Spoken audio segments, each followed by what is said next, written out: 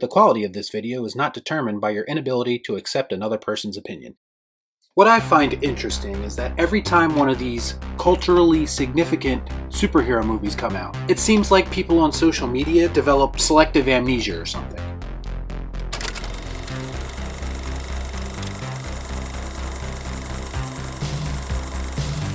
Before I get started, I'd like to kindly ask that you hit the like button, and please subscribe to the channel for more content just like this. So, pretty please, with sugar on top. Clean the fucking car. So the new Shang-Chi trailer just dropped for Marvel Studios. So I promised myself I was going to stay away from Marvel stuff from now on because everyone's just too sensitive about it. But I felt like this one in particular was calling me, mostly due to all the ridiculous pandering going on around it. But before I get into that, let me talk about the actual trailer first. Basically, it looks like a kung fu movie made by Marvel Studios. It's got some very cool visuals, some slow motion, some fight sequences. It appears that the story that they are trying to tell is going to span many generations because you do see these flashback type sequences in the trailer, and it's made very clear that the 10 rings will be involved, which brings up an interesting question. I want to ask you a bunch of questions, and I want to have them answered immediately. It'll be interesting to see that if the Iron Man 3 Mandarin debacle will be addressed in this movie, or if it'll just be swept under the rug. I'm inclined to believe they're most likely just going to disregard it altogether.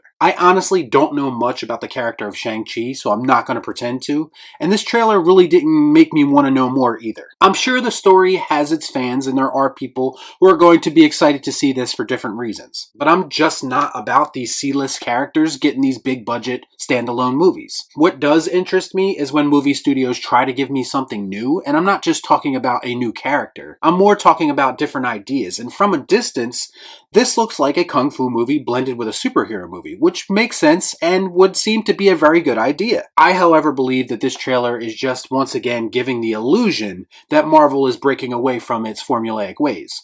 Because it's all part of the plan.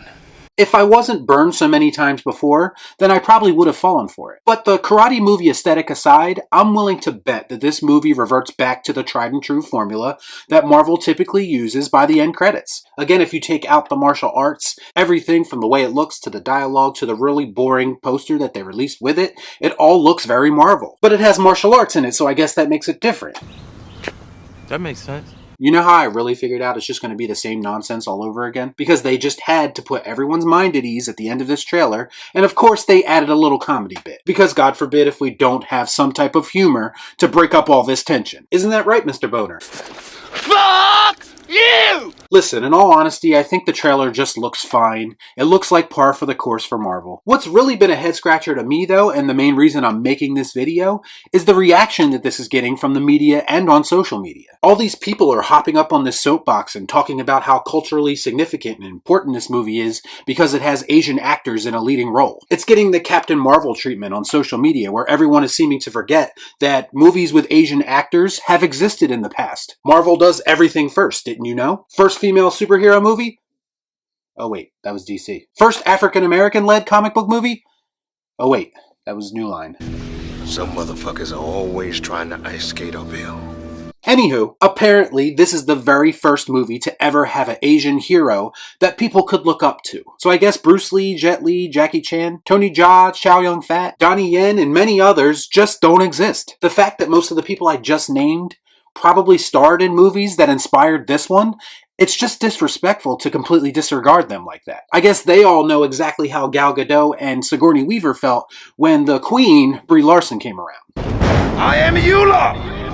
I'm nobody's bitch! Once again, the media and the people on social media who have nothing better to do are just continuing to spin those narratives. They're always trying to solve problems that don't exist. It just can't be a fun kung fu inspired superhero movie. No. It's suddenly the most important movie that's ever existed, and it's incredibly important for putting Asian actors at the forefront. We'll just ignore the fact that a host of other Asian actors in predominant roles ever existed. But why ruin a good story with facts, am I right? All hail Disney, am I right? What the hell is wrong with people? Y'all be cool. Right on.